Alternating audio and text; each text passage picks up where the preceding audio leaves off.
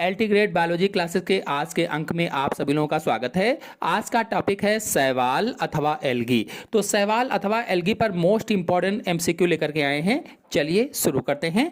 पहला देखते हैं, तंतु अशाखित होते हैं। तंतु अशाखित होते हैं ओडोगोनियम में, जिग्निमा में, स्पाइरोगायरा में। ये सभी कौन सा ऑप्शन सही होगा? यदि आप लोगों ने अभी तक वीडियो को लाइक नहीं किया है तो लाइक जरूर कीजिए और अपने सभी दोस्तों में शेयर कर दीजिए ताकि ज़्यादा से ज़्यादा लोग जुड़ सकें। तो इसका आंसर सही होगा डी, ये सभी, यानी ओडोगोनियम, जिग्निमा और स्पाइरोगायरा। ये तीनों शैवाल जातियां मुख्य रूप से अशाखित तंतुमय संरचना वाली होती हैं। अशाखित तंतुमय संरचना वाली। नेक्स्ट क्वेश्चन है, निम्नलिखित निवही संकोशिक शैवाल का उदाहरण है। निवही संकोचित शैवाल का उदाहरण कौन सा होगा? सोचिए और बताइए। यदि अभी तक आप लोगों ने वीडियो को लाइक नहीं किया है तो लाइक जरूर कीजिए। अगर आप लोग शैवाल के बारे में बहुत सारी जानकारी चाहते हैं, नोट्स भी चाहते हैं, तो हमारे चैनल में कई सारी वीडियो अपलोडेड है, आप लोग जा करके देख सकते हैं। फिलहाल इसका आंसर सही होगा सी, हाइड्रोडिक्टियान। आपको बता दें, हाइड्रोडिक्टियान को आमतौर पर जल जाल या वाटर नेट के नाम से जाना जाता है।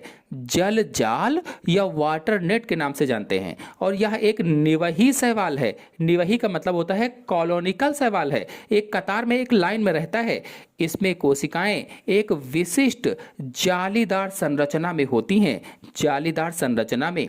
नेक्स्ट क्वेश्चन है, निम्नलिखित में से किस प्रकार का सूकाय बॉट्रिडियम में पाया जाता है? किस प्रकार का सूकाय बॉट्रिडियम में पाया जाता है? मृदुत्कीय रूपी, आभासी मृदुत्कीय रूपी, सिफनोसियस रूपी, डेंड्राइट रूपी। कौन सा आंसर सही होगा? वीडियो को लाइक जरूर कीजिए सभी लोग और अपने सभी दोस्तों में शेयर भी कीजिए। आंसर सही होगा इसका सी, सिफनोसियस रूपी। आपको बता दें कि बॉट्रिडियम शैवाल का सूकाय एक बड़ी थैलीनुमा कोशिका होती है जिसमें अनेक केंद्रक होते हैं, कई केंद्रक होते हैं, लेकिन अनुप्रस्थ पट नहीं होते हैं। नेक्स्ट क्वेश्चन है, निम्नलिखित में से जटिल मृदुतकीय सूकाय किस में पाया जाता है? जटिल मृदुतकीय सूकाय किस में पाया जाता है? फ्यूकस में, सर्गासम में, अल्वा में, साइटोसिफॉन में। कौन सा आंसर सही होगा? सोचिए और बताइए।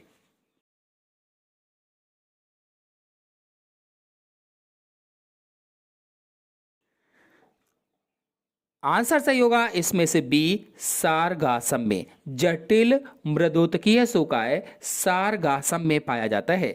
और आपको बता दें, सारगासम एक भूरा शैवाल है, ब्राउन एल्गी है। और इसका शरीर यानी कि जो सूकाय है, जो थैलस है, वो उच्च पौधों की तरह काफ़ी जटिल होता है, काफ़ी जटिल होता है। और इसमें जो फ्यूकस है यह भी भूरा शैवाल है। फ्यूकस जो है यह भी भूरा शैवाल है, लेकिन इसका सूकाय सारगासम जितना जटिल नहीं होता है। और इसमें जो अल्वा है यह एक हरा शैवाल है। अल्वा एक हरा शैवाल है जिसका सूकाय केवल 2 कोशिकाओं जितना मोटा और पत्ती जैसा होता है। यह एक सरल मृदुतकीय संरचना है, जटिल नहीं होती है।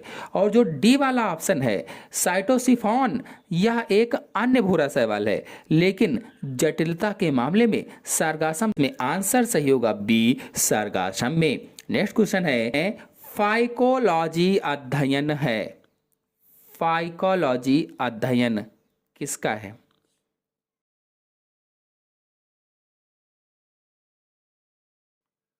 फाइकोलॉजी अध्ययन शैवालों का, कवकों का, जीवाणुओं का, इन सभी का। कौन सा आंसर सही होगा?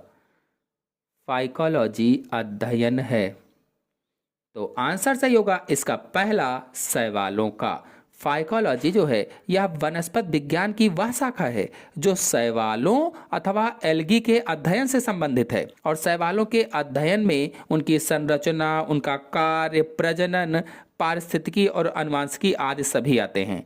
और इसमें जो बी वाला ऑप्शन है, कवकों में, कवकों का अध्ययन माइकोलॉजी के अंतर्गत किया जाता है, माइकोलॉजी। और जो इसमें सी वाला ऑप्शन है, जीवाणुओं का, तो जीवाणुओं का अध्ययन बैक्टीरियोलॉजी के अंतर्गत किया जाता है, यानी माइक्रोबायोलॉजी के अंतर्गत किया जाता है। नेक्स्ट क्वेश्चन है, फाइकोलॉजी के पितामह के रूप में कौन प्रसिद्ध है? फाइकोलॉजी के पितामह के रूप में कौन प्रसिद्ध है, बताना है। 4 ऑप्शन आपके सामने दिए गए हैं, कौन सा ऑप्शन सही हो सकता है? वीडियो को लाइक ना किया हो तो लाइक जरूर कीजिए, अपने सभी दोस्तों में शेयर कीजिए।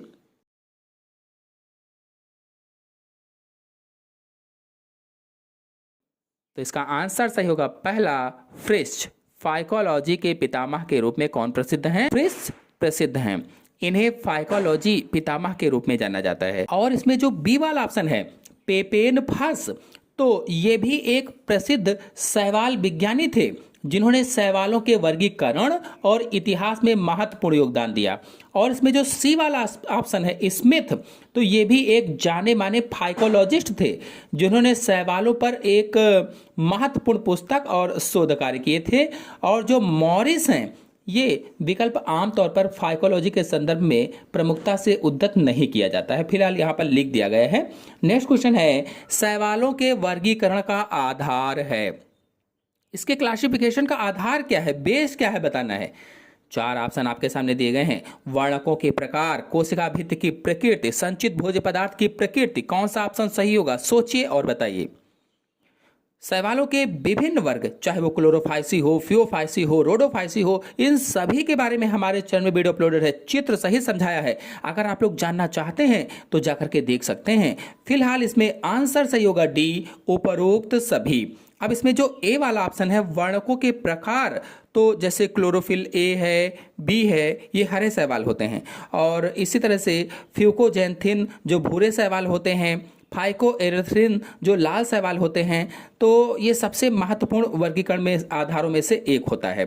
और इसमें जो बी वाला ऑप्शन है, कोशिका भित्ति की प्रकृति, तो कोशिका भित्ति की रासायनिक संरचना, चाहे वो सेल्यूलोज हो, पेक्टिन हो, एल्जिन हो, इसके आधार पर वर्गीकरण में सहायता होती है। और जो संचित भोज्य पदार्थ की प्रकृति है, तो इसमें जैसे स्टार्च है, जो हरे शैवाल होते हैं उसमें स्टार्च पाया जाता है। और इसी तरह से जो भूरे शैवाल होते हैं उसमें मैनिटाल है, लेमिनारिन है। और इसी तरह से जो लाल शैवाल होते हैं आदि, ये महत्वपूर्ण वर्गीकरण की विशेषताएं होती हैं। नेक्स्ट क्वेश्चन है, भारतीय फाइकोलॉजी का पितामह किसे कहा जाता है? भारतीय यहाँ पर पूछा गया है। अभी देखिए क्वेश्चन आया था जिसने पूछा था फाइकोलॉजी के पितामह किसे कहते हैं, तो फ्रिश सही था। यहाँ पर कहा गया है कि भारतीय फाइकोलॉजी के पितामह किसे माना जाता है। तो 4 ऑप्शन आपके सामने दिए गए हैं, कौन सा ऑप्शन सही हो सकता है?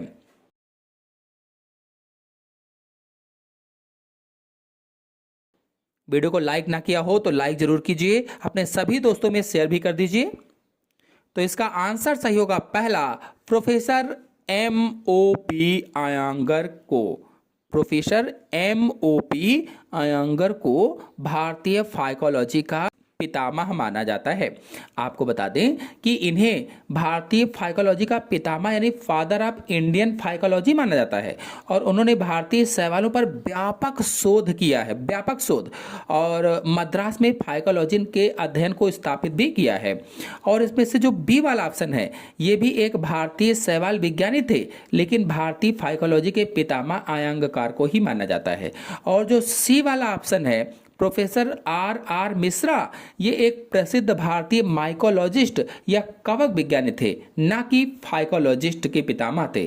और जो प्रोफेसर RN सिंह हैं, डी वाला ऑप्शन है, ये भी एक प्रसिद्ध भारतीय शैवाल विज्ञानी थे, खासकर साइनोबैक्टीरिया के अध्ययन के लिए जाने जाते हैं।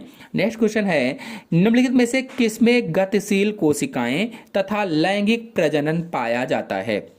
किसमें गतिशील कोशिकाएं और लैंगिक प्रजनन पाया जाता है? क्लोरोफाइसी, मिक्सोफाइसी, रोडोफाइसी, फियोफाइसी, कौन सा आंसर सही होगा, सोचिए और बताइए। वीडियो को लाइक ना किया हो तो लाइक जरूर करें, अपने सभी दोस्तों में शेयर भी कीजिए।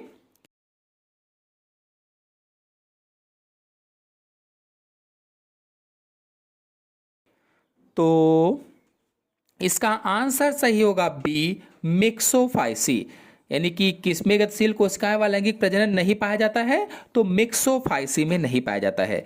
आपको बता दें कि मिक्सोफाइसी को अब साइनोफाइसी या साइनोबैक्टीरिया भी कहा जाता है। साइनोफाइसी या साइनोबैक्टीरिया भी कहा जाता है। और इसमें नील हरित शैवाल आते हैं या ब्लू ग्रीन एल्गी आते हैं। और इसमें से जो क्लोरोफाइसी है, पहला वाला ऑप्शन, ये हरे शैवाल आते हैं इसके अंतर्गत। इसमें गतिशील कोशिकाएं तथा स्पष्ट लैंगिक प्रजनन पाया जाता है।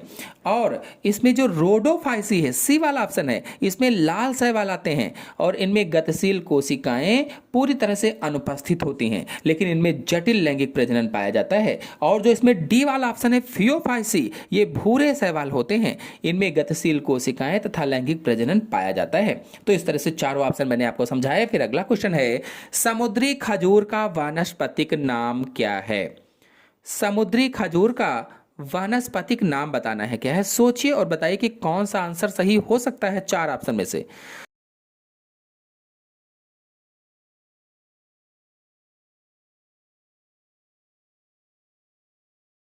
वीडियो को लाइक ना किया हो तो लाइक जरूर कीजिए, क्योंकि लाइक का कोई भी पैसा नहीं पड़ता है। और अपने सभी दोस्तों में शेयर कर दीजिए ताकि ज्यादा से ज्यादा लोग जुड़ सकें। आंसर सही होगा इसका बी, पोस्टेल्सिया। जो पोस्टेल्सिया है ये समुद्री खजूर का वानस्पतिक नाम होता है और इसका पूरा नाम पोस्टेल्सिया पाल्मेफार्मिस होता है, जिसे सामान्यतः समुद्री खजूर या सी पॉम भी कहा जाता है। यह एक भूरा शैवाल है या ब्राउन एल्गी है जो खजूर के पेड़ की जैसा दिखाई देता है, इसीलिए इसे समुद्री खजूर कहा जाता है। और जो पॉलीसाइफोनिया है, पहला वाला ऑप्शन, यह एक सामान्य शैवाल है। और जो सी वाला ऑप्शन है, एक्टोकार्पस, यह एक शाखित, सामान्य शाखित भूरा शैवाल है। और जो डी वाला ऑप्शन है, माइक्रोसिस्टस, यह भी एक विशालकाय भूरा शैवाल है जिसे विशाल कल्प के नाम से जाना जाता है या जायंट कल्प के नाम से जाना जाता है। और यह समुद्री खजूर नहीं होता है, इसलिए इसमें आंसर से होगा बी, पेस्टेल्सिया। नेक्स्ट क्वेश्चन है, अगार अगार प्राप्त किया जाता है। अगार अगार किससे प्राप्त किया जाता है? सोचिए और बताइए कि कौन सा ऑप्शन सही हो सकता है।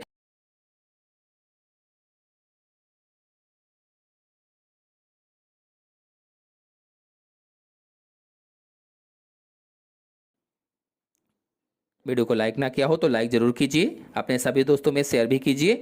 आंसर सही होगा डी, इन सभी से। अगार अगार किससे प्राप्त होगा? तो इन सभी से प्राप्त किया जाता है। आपके मन में प्रश्न हो कि अगार अगार क्या होता है, तो अगार अगार एक जिलेटिन जैसा पदार्थ है। जिलेटिन जैसा पदार्थ जो कुछ लाल शैवालों या रेड एल्गी की कोशिका भित्ति से निकाला जाता है। और जो इसमें पहला वाला ऑप्शन है, गाइगेर्टिना, जो गाइगेर्टिना पहला वाला ऑप्शन है, यह लाल शैवाल की एक प्रजाति है जिससे अगार प्राप्त होता है। और जो बी वाला ऑप्शन है, जेलिडियम, यह अगार अगार का उत्पादन करने वाला एक प्रमुख शैवाल होता है। और जो सी वाला ऑप्शन है, ग्रेसिलेरिया, यह भी अगार अगार के व्यावसायिक उत्पादन के लिए उपयोग में किए जाने वाला एक प्रमुख शैवाल होता है। नेक्स्ट क्वेश्चन है, किस वर्ग के सदस्यों से आयोडीन प्राप्त की जाती है? ऐसा कौन सा इनमें से वर्ग है जिस वर्ग के सदस्यों से आयोडीन प्राप्त की जाती है? सोचिए और बताइए।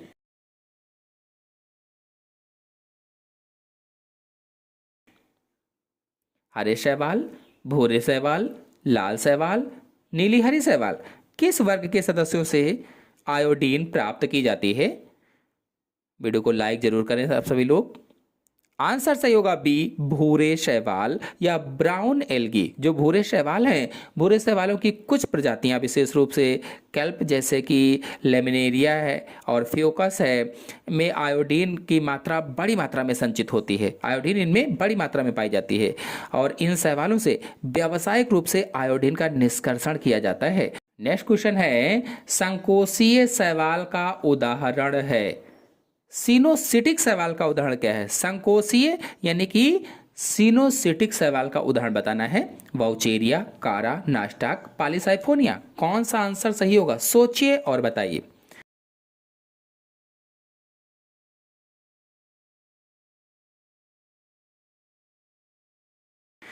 आंसर सही होगा इसमें से पहला, वाउचेरिया। और आपको बता दें कि वाउचेरिया जैंथोफाइसी वर्ग का एक तंतुमय शैवाल है, तंतुमय शैवाल। और इसकी मुख्य विशेषता इसका संकोची या बहुकेंद्रीय संगठन होता है। इसका मतलब ये है कि इसके शरीर की दीवारें नहीं होती हैं जो अलग अलग कोशिकाओं में विभाजित करती हैं, बल्कि एक लंबी बेलनाकार नली जैसी संरचना होती है। नेक्स्ट क्वेश्चन है, कार्यकीय विषम युग्मता में कौन सा ऑप्शन से होगा? बड़े बड़े से 4 ऑप्शन दिए गए हैं आपके सामने, इसमें से कौन सा आंसर सही हो सकता है? सोचिए और बताइए।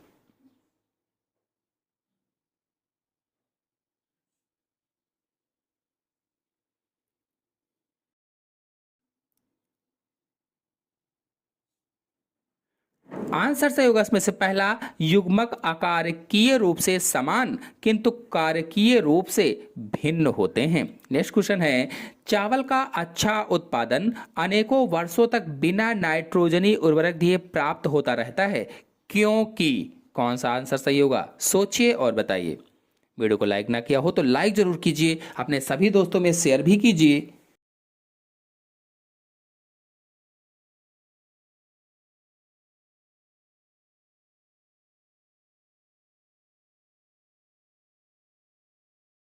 आंसर सही होगा इसका बी, चावल के खेतों में नाइट्रोजन स्थिरीकरण करने वाले शैवाल होते हैं। नेक्स्ट क्वेश्चन है, सबसे सरल हरे पादप हैं ईस्ट, जीवाणु, शैवाल, लैक्टोबैसिलस। सबसे सरल हरे पादप कौन होते हैं? सोचिए और बताइए।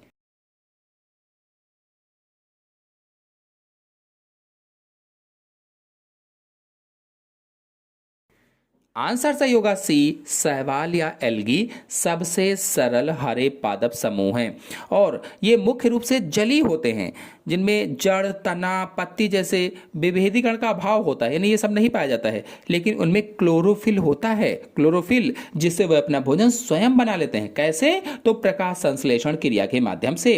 नेक्स्ट क्वेश्चन है, तापीय शैवाल वे हैं जो वृद्धि करके जीवन व्यतीत करते हैं। कौन सा ऑप्शन सही होगा? 4 ऑप्शन बड़े बड़े से दिए गए हैं, कौन सा ऑप्शन सही हो सकता है? सोचिए और बताइए।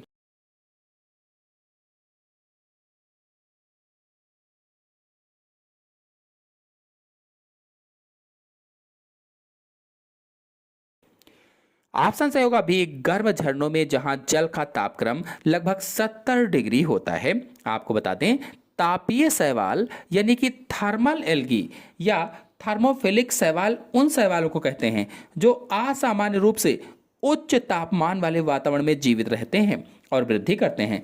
गर्म झरनों जैसे ऐसे शैवालों का विशिष्ट निवास होता है, यानी गर्म झरने जो होते हैं ऐसे शैवाल वहां पर रहते हैं जहां तापमान बहुत अधिक पाया जाता है।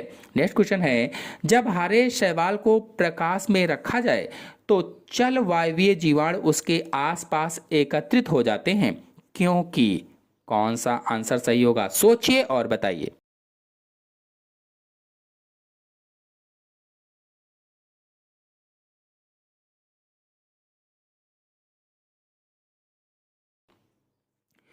आंसर सही होगा इसका सी, जीवाणु में ऑक्सीजन के लिए आकर्षण होता है।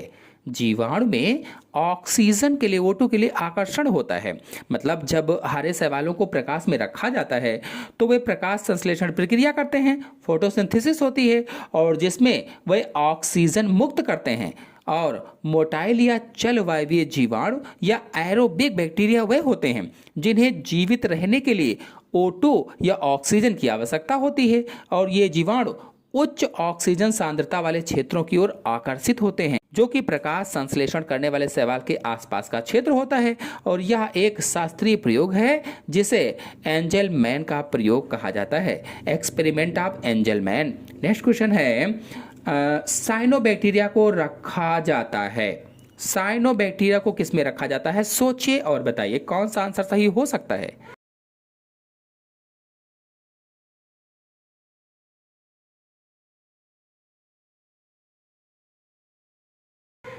आंसर सही होगा इसमें से सी, मिक्सोफाइसी में रखा जाता है।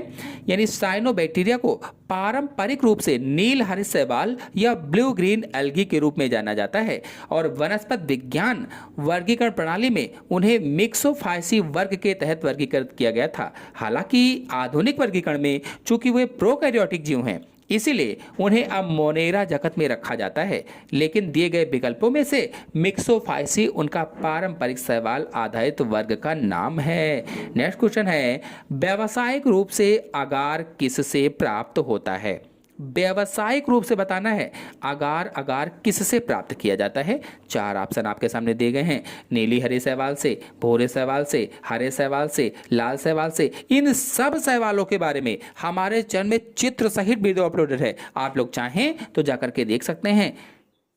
फिलहाल इसका आंसर सही होगा डी, लाल शैवाल से व्यावसायिक रूप से अगार प्राप्त किया जाता है।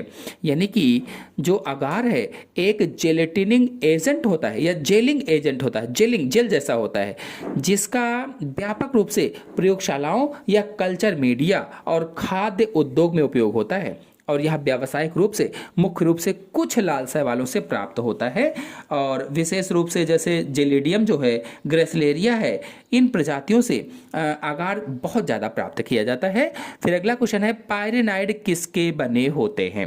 चार ऑप्शन बड़े बड़े से दिए गए हैं, सोचिए और बताइए कि पायरेनाइड किसके बने होते हैं।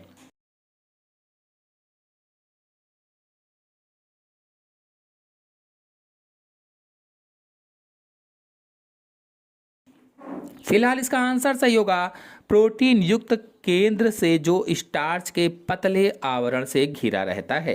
पायरेनाइड एक प्रोटीन युक्त केंद्र होता है जिसके चारों ओर अक्सर स्टार्च का एक पतला आवरण या प्लेट्स होती है और यह शैवालों में क्लोरोप्लास्ट में पाया जाता है और यह स्टार्च संचय या स्टार्च स्टोरेज तथा कार्बन डाइऑक्साइड सांद्रण में महत्वपूर्ण भूमिका निभाता है। नेक्स्ट क्वेश्चन है, निम्न में से कौन सा वर्णक सहायक श्रेणी का नहीं है? इनमें से कौन सा वर्णक सहायक श्रेणी का नहीं है? पर्णहरिम ए, पर्णहरिम ई, फाइकोसाइनिन, जेंथोफिल, कौन सा आंसर सही होगा? सोचिए और बताइए।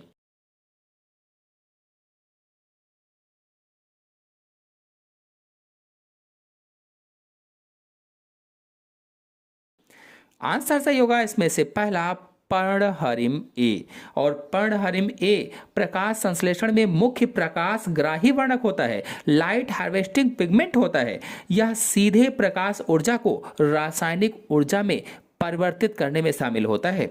और अन्य वर्णक जैसे पर्णहरिम ई है, फाइकोसाइनिन है, जेंथोफिल है, ये सहायक वर्णक होते हैं, सहायक वर्णक जो प्रकाश को अवशोषित करते हैं और ऊर्जा को पर्णहरिम ए को स्थानांतरित करते हैं।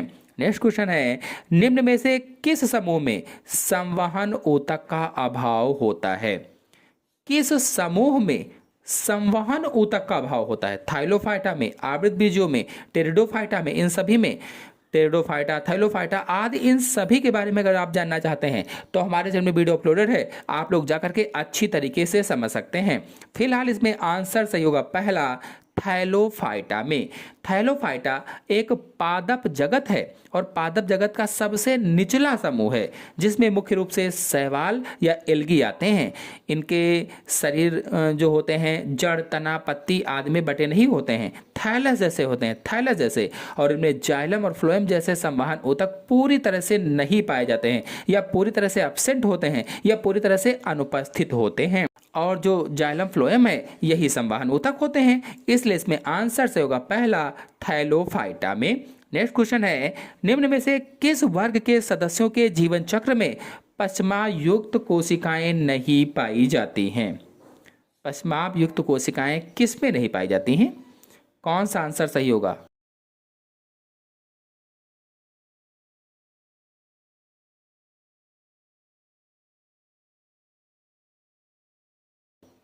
आंसर सही होगा इसमें से सी, रोडोफाइसी में। रोडोफाइसी को लाल शैवाल भी कहा जाता है, रेड एल्गी भी कहा जाता है और इसके सदस्यों के जीवन चक्र में किसी भी अवस्था में कशाभिका या फ्लैजिलम या पश्चाभ युक्त कोशिकाएं यानी सेलिएटेड सेल नहीं पाई जाती हैं। क्लोरोफाइसी और फियोफाइसी जो हरे भूरे शैवाल हैं, इनमें गतिशील व कशाभिका युक्त कोशिकाएं पाई जाती हैं, जबकि रोडोफाइसी में नहीं पाई जाती हैं। नेक्स्ट क्वेश्चन है, सीनोबियम का क्या अर्थ है? सीनोबियम का अर्थ बताना है क्या होता है। सीनोबियम, सोचिए और बताइए।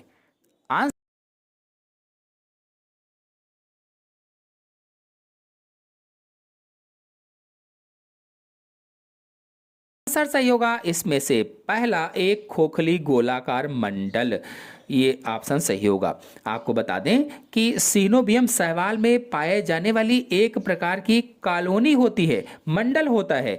इसकी मुख्य विशेषता यह है कि इस कॉलोनी में कोशिकाओं की संख्या और उनकी व्यवस्था आरंभ से ही निश्चित होती है, पहले से ही निश्चित होती है। यह कोशिका विभाजन के बाद नहीं बढ़ती है। उदाहरण के लिए वॉल्वॉक्स शैवाल एक उत्कृष्ट सीनोबियम का उदाहरण है, जो हजारों कोशिकाओं से बनी एक खोखली गोलाकार संरचना के रूप में पाया जाता है। नेक्स्ट क्वेश्चन है, निम्न में से कौन सा शैवाल परपोषी होता है? इनमें से कौन सा ऐसा शैवाल है जो परपोषी होता है? सोचिए और बताइए।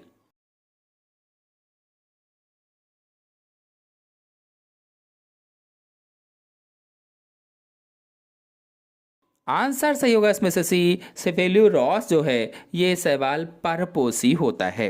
आपको बता दें, अधिकांश शैवाल पर्णहरिम या क्लोरोफिल की उपस्थिति के कारण स्वपोषी होते हैं या ऑटोट्रॉपिक होते हैं, लेकिन कुछ शैवाल परपोषी या हेट्रोट्रॉपिक भी होते हैं, जो अन्य जीवों पर परजीवी के रूप में पाए जाते हैं। इनमें से सेफेलुरॉस एक परजीवी हरा शैवाल है। यह पौधों में विशेष रूप से चाय, कॉफी और आम जैसे आर्थिक रूप से महत्वपूर्ण पौधों में लाल रस्ट रोग नामक गंभीर रोग पैदा करता है। लाल रस्ट जैसा गंभीर रोग पैदा करता है, जिसे यह परपोषी प्रकृति प्रदर्शित करता है। इसलिए इसमें आंसर सही होगा सी, सेफेलुरॉस। नेक्स्ट क्वेश्चन है, निम्न में से किस वर्ग के सदस्यों में पर्णहरिम एवं एक कोशिकीय जननांग पाए जाते हैं? किस वर्ग के सदस्यों में पर्णहरिम एवं एक कोशिकीय जननांग? शैवाल में, कवक में, ब्रायोफाइटा में, इन सभी में।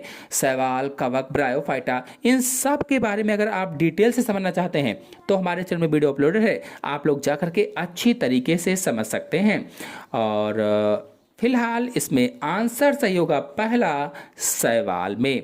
नेक्स्ट क्वेश्चन है, नीली हरी शैवाल में संग्रहित भोज्य पदार्थ साधारणतया होता है? जो ब्लू ग्रीन एल्गी है उसमें संग्रहित भोज्य पदार्थ साधारणतया कैसा होता है? सोचिए और बताइए।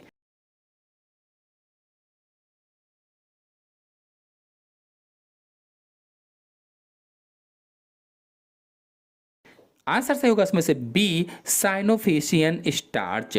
आपको बता दें कि नीली हरी शैवाल या ब्लू ग्रीन एल्गी या फिर इसे शॉर्टकट में BGA कहा जाता है, इन्हें साइनोबैक्टीरिया भी कहते हैं, मैंने कई बार बताया है। और इसमें कार्बोहाइड्रेट विशिष्ट प्रकार का स्टार्च है जिसे साइनोफिशियन स्टार्च कहते हैं। यह संरचना में ग्लाइकोजन के समान होता है, ग्लाइकोजन के समान। नेक्स्ट क्वेश्चन है, निम्नलिखित में से नलिकाकार मृदुतकीय सूकाय किस में पाया जाता है? नलिकाकार मृदुतकीय सूकाय किस में पाया जाता है? सोचिए और बताइए।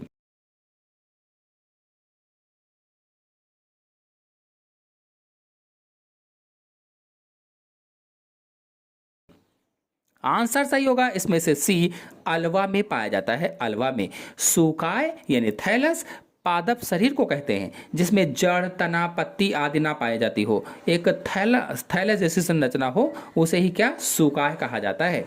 मृदुतकीय सूकाय वह होता है जिसका निर्माण कोशिका विभाजन सभी तलों में होने के कारण होता है, जिससे एक ठोस, चपटा, चादरनुमा ऊतक बन जाता है।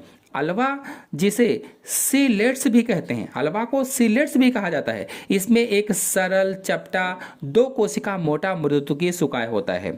और अन्य विकल्पों जैसे फ्यूकस, सर्गासम में भी मृदुतकीय ऊतक होता है, लेकिन उनका सूकाय बहुत जटिल और अत्यधिक विभेदित होता है। नेक्स्ट क्वेश्चन है, वर्ग यूग्लिनोफाइसी में कशाभिकाओं की संख्या है? वर्ग यूग्लिनोफाइसी में कशाभिकाओं की संख्या कितनी होती है? एक से अधिक, दो, तीन? कौन सा आंसर सही होगा? इस क्वेश्चन का आंसर आप लोग कमेंट बॉक्स में बताइएगा। अगले क्वेश्चन पर आते हैं। प्रोटीन युक्त शैवाल है chlorella, spirogyra, Oscillatoria, Ulothrix. Protein युक्त शैवाल कौन होता है? सोचिए और बताइए।